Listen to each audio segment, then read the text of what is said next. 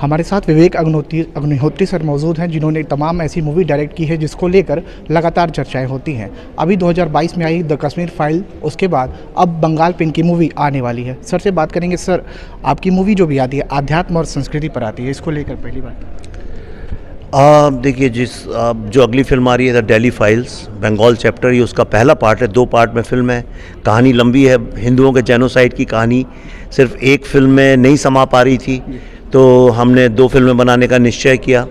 और सबसे पहले में बंगाल में जो हिंदुओं के साथ जेनोसाइड हुआ 1946 में, और जो अभी तक शायद चला आ रहा है, उसका उस महत्वपूर्ण विषय को उठाती है।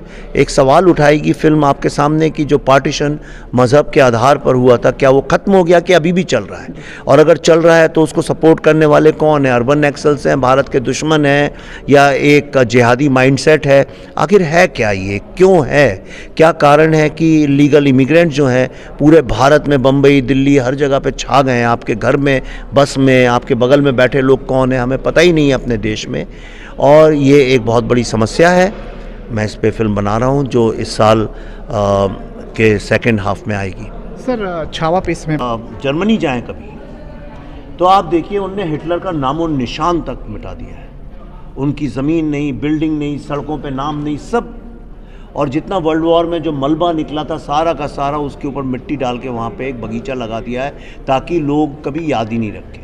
क्या आप जानते हैं वहाँ पे हिटलर का नाम लेना ही अलाउड नहीं है, इलीगल है, राइट? पोलैंड में तो ये तक लॉ है कि आप ये भी डिबेट नहीं कर सकते कि हिटलर अच्छा आदमी था कि बुरा था, या बुरा था तो कितना बुरा था। आप बोल ही नहीं सकते कुछ। कई जगह पे ये बोलना ही पॉसिबल नहीं है कि वो सुसाइड से मरा था कि उसे मार डाला था। ये लॉ है वहाँ पोलैंड में, अलाउड ही नहीं है। विश्व में जितनी विकसित और जिनको हम लोग डेवलप्ड कंट्रीज़ बोलते हैं, उन सब ने इस तरह के लॉज बनाए हुए हैं।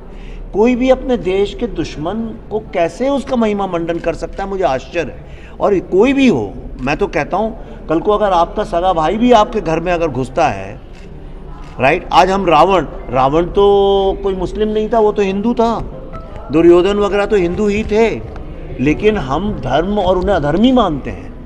तो ऐसे अधर्मी लोग जो आपके यहाँ घुस के, जिन्होंने इतनी महिलाओं के साथ बलात्कार किया, लोगों को कन्वर्ट किया, बच्चों को मारा, भारत से हमारी पहचान को मिटाने की पूरी कोशिश की, ये बहुत बड़ी सिर्फ भारत में ही संभव है और एक हिंदू राष्ट्र में ही संभव है कि हमने उन नामों को जिंदा रहने दिया, बल्कि उनके ऊपर सड़कें बना दी कि चलो तुमने बादशाह थे तो चलो सड़क बना देते। लेकिन आज अफसोस की बात है, जिन टेररिस्ट आतंकवादियों ने, इस्लामिस्ट जिहादी लोगों ने हमारे कश्मीरी हिंदू भाई बहनों को मार डाला, उन लोगों पे ही फिल्म बनाना इस देश में प्रतिबंध लगाना चाहते हैं।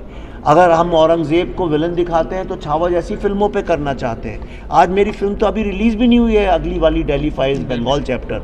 अभी से उसके पीछे पड़ गए हैं और कहते हैं बंगाल आके दिखा दो, अपनी फिल्म रिलीज़ करके दिखा दो। अगर तुम्हारा वहाँ कचूमा नहीं निकाल दिया तो देखना इस तरह की भाषा का इस्तेमाल।